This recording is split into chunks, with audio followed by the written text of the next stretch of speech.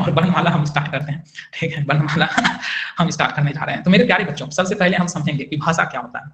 तो भाषा वह साधन है जिसके द्वारा हम अपने विचारों को प्रकट करते हैं, ठीक है, विचारों को व्यक्त कर सकते हैं, उसको हम भाषा कहते हैं। तो भाषा आप कैसे कैसे, तो लिखित भी होता है और मौखिक तो बोलते ही हो भाषा। और दूसरी बात है कि आप अपने विचारों को इशारों में भी प्रकट करते हो। तो यहाँ जो हम बात करेंगे वो लिखित की बात करेंगे। तो भाषा संस्कृत में भाष शब्द से बना है। तो कभी कभी अगर ये पूछ लिया जाए कि कहाँ से ये भाषा शब्द आया है, तो भाषा से आया है। भाषा का अर्थ मतलब बोलना होता है। और जब हम भाषा के सार्थक समूह को, भाषा के सार्थक इकाई को क्या बोलेंगे, वाक्य, ठीक है। जैसे राम जाता है, तो उसमें से जाता राम है लिख दोगे तो उससे कोई मतलब नहीं निकला, ठीक है। जब सार्थक समूह होता है तो उससे जाके वाक्य बनता है, क्लियर है। सार्थक समूह के, सार्थक शब्दों के समूह या संकेत को ही हम क्या कहते हैं, भाषा कहते हैं। अब भाषा अलग अलग तरह के हो सकते हैं, तो उस पर अब हमको नहीं जाना है। अब बात करेंगे वर्ण विचार की। आज का जो हमारा लेक्चर है उसमें मैं वर्ण पढ़ाऊंगा, संज्ञा पढ़ाऊंगा, सर्वनाम पढ़ाऊंगा। तो ये सारी चीजें आज कंप्लीट हो जाएगी और उससे रिलेटेड क्वेश्चंस भी आपको बताया जाएगा जो एग्जामिनेशन में पूछा गया है। तो वर्ण क्या होता है, तो वर्ण सबसे छोटी इकाई जो है हिंदी भाषा में, जो सबसे छोटी इकाई प्रयुक्त की जाती है उसे ही वर्ण कहते हैं, ठीक है। या वैसे मूल ध्वनि को हम वर्ण कहते हैं, उस मूल ध्वनि को वर्ण कहा जाता है जिसके खंड या टुकड़े नहीं किए जा सकते हैं। जैसे अ बोलते हो तो अ को और तोड़ सकते हो क्या, आ को और तोड़ सकते हैं आप, नहीं। हर्ष ई, दीर्घ ई, ये सबको और छोटा छोटा सिंपलर फॉर्म में तोड़ा जा सकता है, नहीं तोड़ा जा सकता है। तो ये सब जो आ गया अ आ ई क ख, ये जितने भी हैं ये सारे क्या है, वर्ण है। तो वर्ण भाषा की सबसे क्या होता है, छोटी इकाई, ठीक है। वर्ण भाषा की सबसे छोटी इकाई को कहा जाता है। तो किसी भाषा के ध्वनि चिन्हों के व्यवस्थित समूहों को क्या कहा जाता है, वर्णमाला। जो वर्णमाला आप पढ़ते हो तो जो सभी को हमने अरेंज किया है, जैसे स्वर्ण वर्ण, व्यंजन वर्ण, ठीक है। स्वर्ण वर्ण में अलग अलग आपके पास आ गया, जैसे अ आ ओ हर्ष ई, ये सब आ गया, और आ दीर्घ ई। तो अलग अलग जब उसको एक अलग से अच्छे से अरेंज करके व्यवस्थित तरीके से उसको समूह को हम क्या कहेंगे, वर्णमाला कहेंगे, ठीक है। क्लियर है। वर्णमाला में कुल कितने वर्ण होते हैं, तो वर्णमाला में टोटल आपके पास 52 वर्ण होते हैं। तो कैसे याद रहेगा, तो आप अल्फाबेट में जानते हो 26 अल्फाबेट होता है, ए टू जेड में कितना अल्फाबेट होता है, 26। तो उसका 2 टाइम्स कर दोगे तो 52। तो इस तरीके से आप ध्यान रख सकते हैं कि हिंदी वर्णमाला में टोटल कितने वर्ण होते हैं, तो 52 वर्ण होते हैं। तरीका क्या है याद रखने का, आपका इंग्लिश में 26 होता है, तो 26 को, ठीक है, आप 26 को इंटू 2 कर दीजिएगा तो आपके पास 52 आ गया। क्लियर है। सर अब 53 हो गई, अभी 52 ही एग्जाम में टिक करना है, ठीक है। आप अपने मन से 53 टिक मत कर दीजिएगा, क्लियर है कि नहीं, ठीक है। आप मोदी जी नहीं बन जाइए या योगी जी नहीं बन जाइए, ठीक है, समझे कि नहीं समझे, कि नया नाम कर देंगे, नामांकन मत कीजिए, वो उनके भरोसे छोड़ देंगे। तो हिंदी में लिपि जो लिया गया है वो कहां से लिया गया है, तो देवनागरी लिपि से लिया गया है, ठीक है। हिंदी की लिपि का नाम क्या है, देवनागरी। ये तो सबको ध्यान होगा। स्वर वर्ण और व्यंजन वर्ण में हम ज्यादा क्लासिफिकेशन इसको किए, मुख्य रूप से 2 भागों में व्यक्त किया गया है, एक आपका स्वर और दूसरा जो है व्यंजन। तो वर्णमाला में आप पहले स्वर में समझो, स्वर ये हो गया और इधर वाला व्यंजन हो गया। तो पहले हम स्वर में बात करते हैं। एक होता है हरस्वर और दीर्घ स्वर। तो दोनों में क्या अंतर है, हरस्वर और दीर्घ स्वर में। हरस्वर में क्या होता है सर, और भी लिपि है, लिपि और भी अलग अलग है, ठीक है। लेकिन आपको याद रखना है कि हिंदी भाषा जो है देवनागरी लिपि में, आपको पर्शियन ये वो नहीं पढ़ना है, फारसी उर्सी नहीं जानना है। जो बता रहे हैं बस उतना अपने नॉलेज को कंसाइज कीजिए, टू द पॉइंट पढ़िए, ठीक है। नहीं तो आप पीएचडी कर लोगे, ठीक है। आपको भी डॉक्टर लगाना है, ठीक है, जसपाल सर ने लगाया है, आपको भी डॉक्टर लगाना है तो आप पढ़िए, ठीक है। तो हरस स्वर और दीर्घ स्वर, ठीक है, हरस स्वर और दीर्घ स्वर समझिएगा। तो हरस में क्या होता है कि आप जो बोलते हो उसमें बहुत ही कम मतलब आवाज की जरूरत होती है। देखो आपको जो बोलोगे अ ई उ री, तो ये जो है बहुत ही कम ध्वनि का उपयोग होता है। दीर्घ में आ, दीर्घ ई, दीर्घ उ, ए ओ औ, ठीक है। तो आप देख रहे हो इसमें ज्यादा हमारा ध्वनि लग रहा है, तो इस कारण से इसको हरस स्वर बोला गया और इसको दीर्घ स्वर बोला गया। तो हरस स्वर कितने हो गए, 4, और दीर्घ स्वर जो है, ठीक है, आपके पास 7 आ जाएगा, ठीक है। बड़ी आ, बड़ी यू, बड़ी ऊ, हाँ, तो जिसको हर्ष उ दीर्घ उ भी बोलते हैं। अब व्यंजन में बात करें तो व्यंजन टोटल स्पर्श व्यंजन होता है 27। स्पर्श व्यंजन हमारा कितना रहता है, 27 स्पर्श व्यंजन।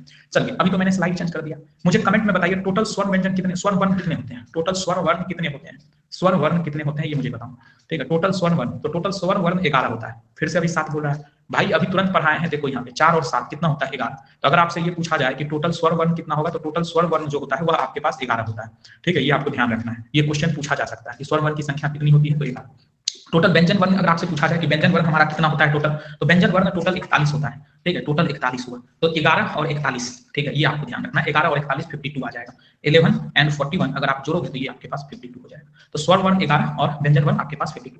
अब व्यंजन में स्पर्श व्यंजन, स्पर्श व्यंजन टोटल 27 होता है। तो ये तो याद रहेगा कि कवर्ग चवर्ग टवर्ग टवर्ग पवर्ग सब में 5-5, क ख ग घ अंग, च छ ज झ न, ट ठ ड ढ न, त थ द ध न, प फ ब भ म, मतलब ये 5-5-5-5-5, यानी कि हम ये कहेंगे 20 तो 5, 10 15 20 25, 25 तो वैसे ध्यान रहेगा। और ये र, ढ और र, ठीक है, ये आपको ध्यान रखना है। तो टोटल हो गया आपके पास स्पर्श व्यंजन 27। अंथ अस्था, अंथ अस्था कितने हैं, 4। कौन कौन है, तो यो रो लो, ये आपका अंथ अस्था होता है, 4 वर्ण आ गए। आगत, आगत में जब ये जो है ना उर्दू में ज्यादा यूज किया जाता है, ठीक है, उर्दू भाषा में ये ज्यादा हम यूज करते हैं, ज फ, ठीक है। तो ये जो आप यहाँ पे देखते हो तो ये 2 वर्ण होंगे आगत में। संयुक्त में अक्ष तरों कियों अस्रों, ठीक है, ये आपके पास संयुक्त है। इसको संयुक्त क्यों बोला गया है, क्योंकि ये 2 से मिलकर ये बना है, ठीक है, इसीलिए इसको संयुक्त बोला गया है। उसमें में आपका सारा स्व जो आता है वो सब उसमें में आ जाएगा। तालम स्व, इसको बोलते हैं तालव्य स्व, इसको मूर्धन स्व, इसको दंत स्व और ये हो। तो देखो तालव्य स्व मतलब बोलने का मतलब है कि यह जो इसका उच्चारण होता है ये तालु से होता है। मूर्धन स्व कहने का मतलब इसका मूर्धा से होता है, और तालु स्व मूर्धन स्व दंत स्व मतलब दांत से। ठीक है, तो सब जब आप उच्चारण कीजिएगा तो इसी तरह से बोलना है। जैसे अभी शीश महल, ठीक है, तो शीश में सौ जो यूज करना है तालु, अभी सब बताएंगे अभी से तालु क्या है। ठीक है, अभी डार्क हो गया, ठीक, अभी बताएंगे तो फिर व्हाइट व्हाइट हो जाएगा। ठीक, अभी धैर्य रखो, तो टेंशन नहीं, सब बताएंगे। तो उसमें आपके पास तालम स्व, मूर्धन स्व, दंत स्व और ह है। ठीक है, तो ये तालम स्व क्यों बोला जाता है, क्योंकि ये तालु से हम बोलते हैं, ये मूर्धन स्व मूर्धा से, और ये दंत से। ठीक है, तो कुल स्वरों की संख्या 11 और कुल व्यंजन की संख्या 41, तो टोटल 52। अब यहाँ पे लिखा हुआ भी था उस समय, तब भी बच्चों ने गलत बताया। तो क्या ये याद हो गया, एक माइंड मैप आपके दिमाग में बैठ गया कि स्वर 4 + 7 11, 4 में कौन कौन आएगा वो भी याद हो गया होगा, अ ई हर्ष और री। ठीक है, मतलब ये हर्ष स्वर अ ई उ री, इस तरह से आपको सारी चीजें दिमाग में आया। एक बार आंख बंद करके देखिए कि हाँ ये सारी चीजें मुझे ध्यान हो गया। क्लास में ही सारा चीज याद रख लेना है। ठीक है, क्लास में ही सारा चीज आपको ध्यान रखना है। संयुक्त में 4, ठीक है, यहाँ पे मिस्टेक है, ये 2 वर्ण नहीं 4 वर्ण आ जाएंगे। ठीक है, संयुक्त में, थैंक यू। ठीक है, क्लियर है कि नहीं, ये 4 है, यहाँ 2 आप ऐड कर दिए होंगे इसी कारण से। समझ में आ गया आपको? ठीक है, डन, सबको समझ में आया, किसी को कोई दिक्कत तो नहीं है? 4 4 8 2 10, 10 4 14 और ये 27, समझ में आ गया? चलिए आगे बढ़ते हैं।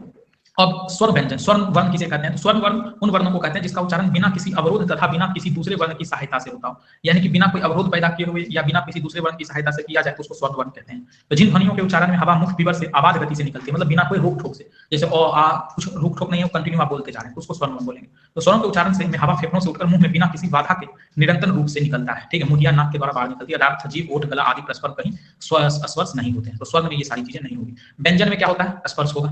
ठीक, अभी एक एक करके देखेंगे। तो आपके पास स्वर में क्या क्या कहा गया? मूल स्वर, जिसको हर्ष स्वर भी बोलते हो। हाँ, स्वर को आप कह सकते हो स्वतंत्र रूप से बोले जाने वाला, तो स्वर कहलाता है। और इसमें आ गया संधि स्वर, प्लुत स्वर। ठीक है, संधि स्वर द्विमादिक स्वर, एक दीर्घ स्वर हो गया और एक संयुक्त स्वर हो गया। तो ये सब अभी हम डिस्कस करेंगे 1 बाय 1। जैसे मूल स्वर क्या होता है? तो मूल स्वर हो गया वे स्वर जिसके उच्चारण में कम से कम समय लगता है, जैसे अ ई उ री, ये सब आपका जो चारों था ये मूल स्वर की कैटेगरी में है। और संधि स्वर में जिसके उच्चारण में एक मात्रा का 2 गुना समय लगता है। संधि स्वर को पुनः में 2 भागों में बांटा जा सकता है। तो 2 भागों में कैसे कैसे? एक दीर्घ, तो जैसे आ बना है, आ कैसे बना है? अ जोड़ अ, तो आ बना आ, तो अ जोड़ अ करके। दीर्घ कैसे बना है? हर्षिकार और हर्षिकार 2 बार, हर्षुकार 2 बार और ऐड कर दोगे, जोड़ोगे तो दुर्घकार बन जाएगा। और संयुक्त स्वर में जैसे ए होता है, ये आपको ध्यान रखना है, क्योंकि जब आप संधि विच्छेद करोगे तो वहां पे ये जरूरी होगा। जैसे देखिए अमन, और इसका मान लीजिए कि संधि विच्छेद करना होगा, तो और तो स्वर है तो ये तो ऐसे ही लिखाएगा, और म हलंत और उसके बाद अ आएगा, फिर नौ हलंत और प्लस आपके पास नहीं, संधि विच्छेद नहीं, वर्ण विच्छेद। ठीक है, वर्ण विच्छेद। सर थोड़ा स्लो पढ़ाएंगे? ठीक है, स्लो पढ़ाते हैं, मैं भूल जाता हूँ कि आप लोग इंजीनियर हैं और काफी टाइम पहले पढ़े हैं। ठीक है, मैं भूल जाता हूँ कभी कभी कि आप इंजीनियर हो और काफी टाइम पहले हिंदी पढ़े हो। चलो ठीक है, अब धीरे धीरे पढ़ाएंगे। ठीक है, हौले हौले, हाँ अब हौले हौले पढ़ाएंगे। कितने बच्चों को स्पीड ज्यादा लग रहा है ये मुझे पोल में आप बता दें। ठीक है, आप नोट करना चाहते हैं तो बहुत अच्छी बात है, और अगर आप पीपीटी या स्लाइड से पढ़ना चाहते हैं तो ये पीपीटी स्लाइड भी आपको मिल जाएगा। ठीक है, टेंशन नहीं लेना है। तो संयुक्त स्वर आ गया, जैसे ए है तो ये ध्यान रखना है, अ और ई मिलके, अ और हर्षिकार मिलके ए बनता है, और अ और ए मिलके, ठीक है, अ और ए मिलके ऐ बनता है। ठीक है, ऐ जो है ये आपके पास अ और ए मिलके, और हर्षुकार मिलकर ओ हो जाता है। ठीक है, यह आपके पास ओ हो गया, ओ और ओ मिलकर ओ हो जाएगा। तो ये कहाँ पे याद रखना है? ठीक है, ये आपको ध्यान रखना है, किसके लिए? ये बच्चों आपको ध्यान रखना है वर्ण विच्छेद। ठीक है, वर्ण विच्छेद में इसका उपयोग होगा, तो आप ये ध्यान रखो, कभी कोई पूछे कि ए कैसे बना है, तो अ जोड़ ई जो है ए हो गया, अ जोड़ ए ऐ हो गया, अ जोड़ हर्षुकार ओ हो गया, अ जोड़ औ तो औ हो जाएगा। तो जिसके उच्चारण में एक मात्रा का 3 गुना समय लगता है तो उसको प्लुत स्वर बोलते हैं, जैसे ओम। ठीक है, ओम कैसे बोलते हो?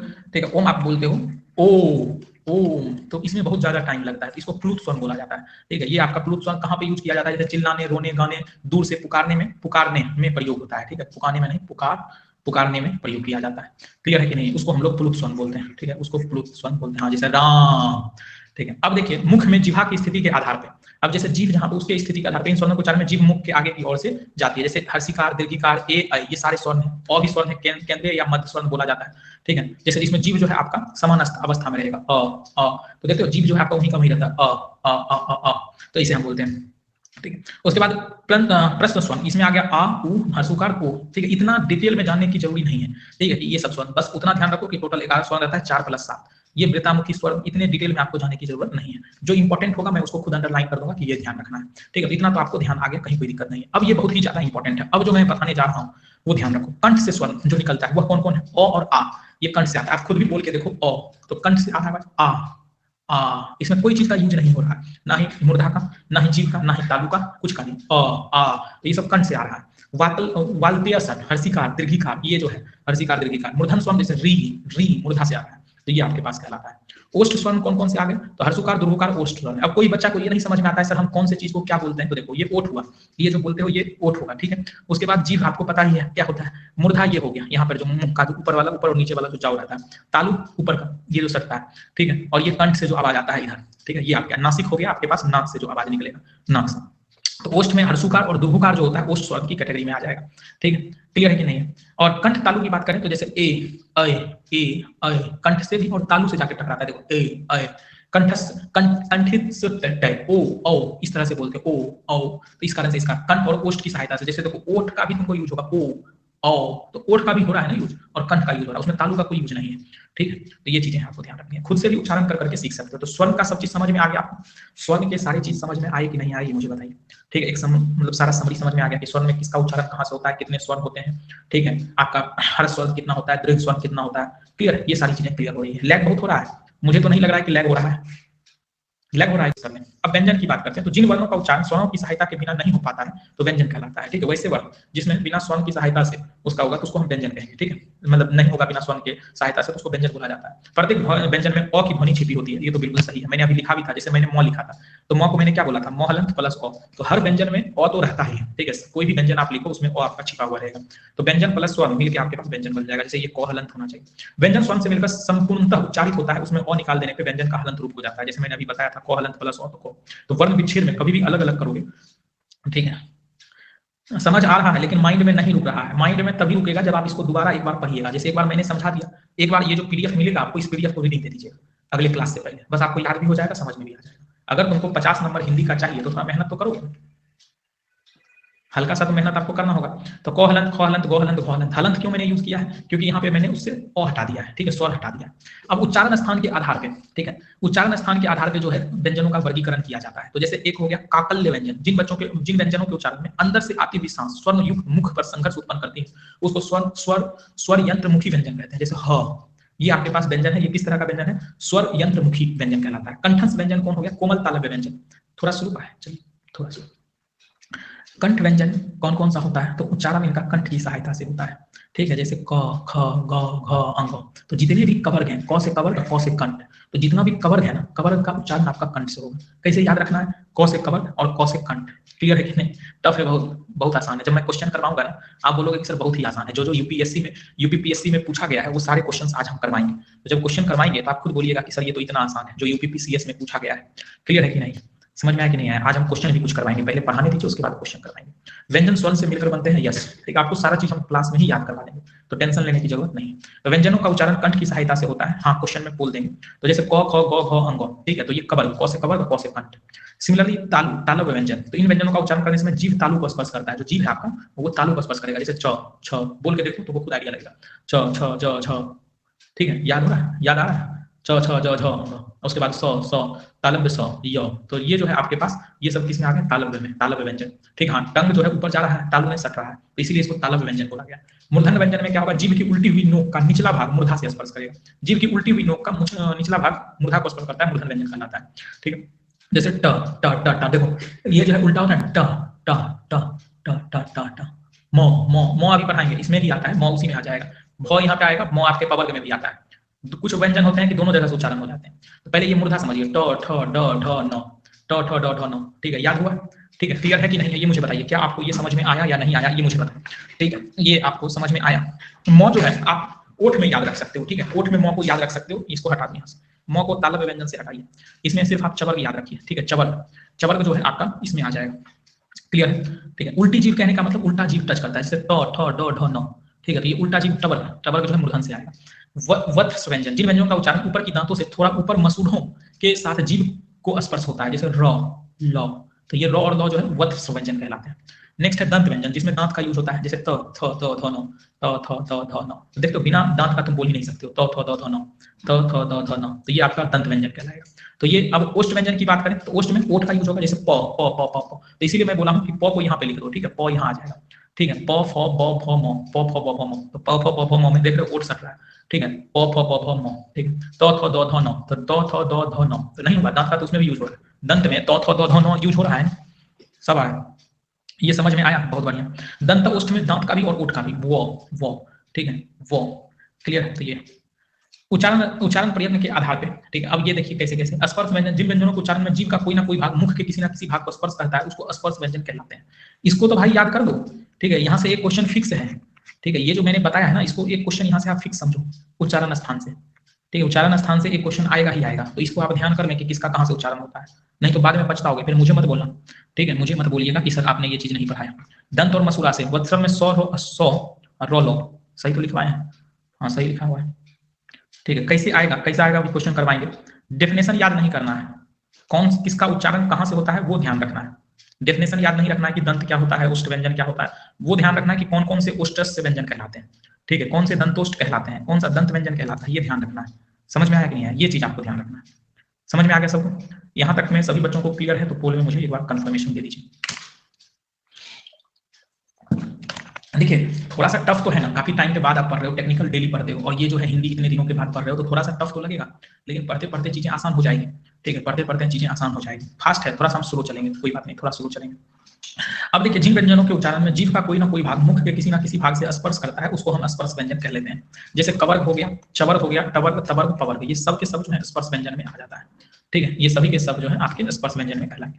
अनुनासिक व्यंजन, अनुनासिक में जैसे नौ हो गया, ठीक है। जितने भी नौ आप देख रहे हो, ठीक है, ये सब अनुनासिक में आएगा, नौ भी और मौ भी, प्रत्येक वर्ग का अंतिम वर्ग, मतलब जैसे कवर्ग था, चवर्ग था, टवर्ग था, पवर्ग था, ये सब में जो लास्ट वाला है ना, ये अनुनासिक कहलाता है, ठीक है। ये अनुनासिक वर्ण कहलाता है। याद रखने का तरीका, जितने भी आपके पास ये कवर्ग, पवर्ग, चवर्ग, टवर्ग, तवर्ग हैं, इन सब का जो लास्ट वर्ण होता है, ठीक है, वो आपके पास अनुनासिक कहलाता है। अंतःस्थ में आ जाता है यो, रो, लौ, ठीक है। जिनके उच्चारण में मुख बहुत संकुचित हो जाता है, फिर भी वायु स्वरों की भांति बीच से निकल जाती है, जैसे यो, रो, देखो ये एकदम से छोटा, यो, रो, लो, वो, तो एकदम मुंह संकुचित हो गया ना, एकदम से छोटा सा, ठीक है। जैसे आप कभी कभी इस तरह का यूज करते हैं तो ऐसे ही मुंह संकुचित हो जाता है कि नहीं होता है, ऐसे करके, तो यहाँ से निकलता है यो, रो, लो, वो, समझे, समझ में आया राम, यस।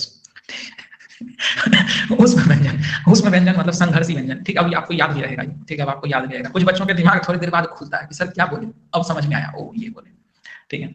उसमें व्यंजन यानी कि संघर्षी, ठीक है, ठीक है। उसमें व्यंजन संघर्षी। अंतःस्थ में क्या मतलब है सर, अंतःस्थ में जो जैसे एकदम से आपका मुख जो है संकुचित हो जाता है और उसके बीच से भी फिर स्वर्ण की भांति बीच से निकल जाता है, उसको हम कहते हैं अंतःस्थ, जैसे यो, रो, लो, वो, ये, ठीक है। हाँ मतलब उसमें कहने का मतलब कि जिसमें गर्म हवा निकलती है, मतलब गर्माहट प्रतीत होती है, जैसे दंत सौ, मूर्धन सौ, ठीक है। ये सब जो गर्मी जैसा लगे, तो इसके लिए इसका जिस व्यंजन को उच्चारण में एक प्रकार की गर्माहट प्रतीत होती है, ठीक है। तालव्य सौ, मूर्धन सौ, दंत सौ, हो, तो ये सब आपका आ गया उसमें व्यंजन, संघर्षी व्यंजन इसको कहते हैं। उच्छिष्ट व्यंजन, जिन व्यंजनों के उच्चारण में जीभ की उल्टी नोक तालु को छूकर झटके से हट जाती है, र, ढ, र, ढ, देखो ये जो जीभ है ना, जीभ का उल्टा भाग उसमें सकता है, ठीक है, र, ढ, र, ढ, समझ में आया कि नहीं, तो इसलिए इसको विक्षिप्त व्यंजन कहते हैं। तो क्या आप नोट कर लिए हैं, जो बच्चे नोट कर रहे हैं, क्या आपने नोट कर लिया, जो बच्चे समझ रहे हैं, क्या आप समझ चुके हो इतनी बात, ठीक है, क्या आप इतनी बातों को समझ गए हैं, हाँ या ना में बताइए, ठीक है। चलिए अगर यहाँ तक समझ गए हो तो एक दो चीजें मैं अभी आपसे देखता हूँ कि कितना आप याद किए हो, ठीक है, कितना आप याद किए हो उसको हम देखेंगे। हर चीज बहुत ही डिटेल में पढ़ाएंगे, टेंशन नहीं लीजिए, या एक बार पहले पूरा पढ़ा देता हूँ तब देखूंगा, पहले यहाँ तक पढ़ाने दो। उच्चारण प्रयत्न, वहां प्रयत्न के आधार पर, घोष तो आप के आधार पर, कंपन के आधार पर जो आपका व्यंजन होता है, तो एक होता है अघोष व्यंजन। अघोष व्यंजन हम किसको कहेंगे, तो जिन व्यंजनों के उच्चारण करने पर हवा गले कंठ से निकलने पर स्वर तंत्रियों में कंपन नहीं होता है, अघोष व्यंजन कहलाता है। प्रत्येक वर्ग का पहला और दूसरा व्यंजन वर्ण अघोष व्यंजन कहलाता है। तो जैसे क है, ख, चौ, छ, तौ, ठौ, तौ, थौ, पौ, फौ, और तालव्य स्व, मूर्धन स्व और दंत स्व, ये सब जो है ये अघोष व्यंजन की कैटेगरी में आ गए, और तथा ये दंत, तालव्य स्व, मूर्धन स्व, दंत स्व तो अघोष में आएगा ही, अघोष में। नेक्स्ट है घोष व्यंजन, जिन व्यंजनों को उच्चारण करने के समय निकलने पर हवा कंठ से निकलने पर स्वर्ण तंत्रियों के कंपन पैदा करती है, तो ये उतना नहीं पूछा जाएगा। तीसरा, चौथा, पांचवा व्यंजन जो है घोष व्यंजन कहलाता है। देखो जो याद करना होगा वो मैं खुद बता दूंगा कि ये सब याद करो, ठीक है, जो नहीं है तो जरूरी नहीं है याद करना, ठीक है, तो ये सब आपको याद करने की जरूरत नहीं है। अल्प प्राण, जिसमें कम हवा की आवश्यकता पड़ती है तो उसको अल्प प्राण, जिसमें ज्यादा हवा की जरूरत पड़ेगी उसको हम महाप्राण बोलेंगे। तो प्रत्येक वर्ग का प्रथम, तृतीय और पंचम वर्ण तथा योर और लौ, ये आपका अंतःस्थ व्यंजन या अल्प प्राण है, ठीक है, इसको अल्प प्राण कहेंगे। नेक्स्ट है महाप्राण, ज्यादा हवा निकलता है, आवश्यकता पड़ती है उसको महाप्राण। तो दूसरा और चौथा तथा ये समस्त उसमें वर्ण। विसर्ग आपको पता ही है, राम, प्रातः, दुख, अंत कारण आदि, ये सब जो है आपके पास विसर्ग हो। तो विसर्ग का प्रयोग स्वर के बाद किया जाता है, हिंदी में तत्सम शब्दों में इसका प्रयोग किया जाता है, ठीक है, क्लियर है। अब संयुक्त व्यंजन, ये बहुत ही इंपॉर्टेंट है, वेरी वेरी इंपॉर्टेंट, ठीक है, ये आपका बहुत ही ज्यादा इंपॉर्टेंट है। क्या है, तो संयुक्त, आपको ये ध्यान रखना है, अक्षों, तरों, कियों, स्वरों किससे मिलकर बना है। तो अक्षों कैसे बना है, तो क हलन था प्लस सौ हलन, तो इसमें अ भी लगेगा अगर इसका वर्ण विच्छेद करेंगे, तो अक्षों को याद रखना है, क और सौ मिलकर बना है। ठीक, अभी नहीं बना है अलग से सेपरेट ग्रुप। अगर हम देखेंगे ज्यादा बच्चा रहेगा, ग्रुप है हमारा, उसमें ऑलरेडी 1025, ठीक है, चैनल पे आपको। तो हिंदी में 4 संयुक्त व्यंजन है, 2 या 2 अधिक व्यंजनों को मिलने पर संयुक्त व्यंजन बनते हैं। जैसे अक्षों, तो अक्षों कैसे हुआ? क हलंत प्लस सौ हलंत, ठीक है, तो क हलंत प्लस सौ हलंत आपका अक्षों आ गया। त्रों की बात करें तो तो हलंत प्लस रो हलंत त्रों। ज्यों जौ हलंत प्लस नौ हलंत, ठीक है, और सौ सौ हलंत प्लस रो। ये याद कर लोगे क्या? क्या आप ये याद कर लेंगे? मुझे जल्दी से बताइए, क्या आप ये याद कर लोगे? ठीक है, हलंत, हलंत कहने का मतलब ये जो रहता है, ये जो है ना, इसको हलंत बोलते हैं, ये वाला हलंत, ठीक है, ये हलंत। एक बार आप अपने कॉपी में लिखिए, ठीक है। जेई साहब आ गए हैं हमारे क्लास में, अब ये जेई साहब एई बनेंगे, ठीक है, जेई साहब जो है अब एई बन जाएंगे कुछ दिनों के बाद। चलिए, तो अक्षों जो है, अक्षों क्या होता है? अक्षों आपके पास क हलंत प्लस सौ हलंत, ठीक है, मूर्धन सौ, ठीक है। त्रा में आर में हलंत होगा, त्रो में, हाँ, तो में आर में तो हलंत है ही, तो हलंत प्लस रो हलंत। ओके ओके ओके पुष्पेंद्र, ठीक है। त्रो में तो हलंत प्लस रो हलंत तो है, ज्यों में जो हलंत प्लस नौ हलंत है, और सौ में सौ हलंत प्लस रो हलंत, ठीक है। क्लियर है कि नहीं? विसर्ग स्वर के अंतर में क्या लिखा है? ऐसा हिंदी बहुत हार्ड लग रहा है, सब आसान हो जाएगा, तुम टेंशन क्यों ले रहे हो? तो क हलंत प्लस सौ हलंत अक्षों, अक्षों त्रों हो गया तो प्लस रो हलंत, ज्यों जौ प्लस नौ हलंत। हलंत मीन्स आधा शब्द, हाँ, हलंत मीनिंग लगभग इनकम्प्लीट होता है, हाँ बिल्कुल, मतलब आपको अभी तो मैंने पढ़ाया, उससे हम स्वर बाहर निकाल दिए, ठीक है। जैसे अ शब्द में होता है, तो जैसे अगर क लिखे हैं तो क में ऑलरेडी ऐड है, अगर इससे अ हटा देंगे तो हलंत लग जाएगा, ठीक है। अगर क में से अ हटा दिए तो आपका हलंत यूज हो जाएगा, ये कहने का मतलब। हलंत आपको तब उपयोग करना है, ठीक है, हलंत का उपयोग तब करना है जब वहां पे आप स्वर हटा देते हैं उससे, ठीक है। हलंत मीन्स आधा शब्द, बिल्कुल सही है गरिमा जी, ठीक है। हलंत से आप कंफ्यूज नहीं हो जाए कि हलंत का क्या मीनिंग है, मुझे लगता है सबको समझ में आ गया। चंद्र बिंदु, ये देखो गांव जो लिखते हो, ठीक है, ठीक है, गांव तो ऊपर चंद्र बिंदु दिए, ऊट हर्षुकार ऊपर चंद्र बिंदु, पूछ तो ऊपर चंद्र बिंदु, और अर्ध चंद्र बोलते हैं ये वाला बॉल स्टॉप, तो ये हो गया आधा चांद, और उसको कहा जाता है पूरा चांद, जिसको चंद्र बिंदु बोलते हैं, ठीक है। लेकिन संस्कृत में नहीं होता, इसका प्रयोग हम कहाँ करते हैं? हिंदी में। और इस भाषा में, अंग्रेजी भाषा में कई शब्दों में अर्धचंद्रकार किया जाता है, ठीक है, अर्धचंद्रकार जिसको हम लगाते हैं बॉल में, स्टॉप में, ठीक है। तो यहाँ तक क्लियर है सबको? तो ये बताइए, ये आपका हिंदी वर्ग वाला कंप्लीट हो गया।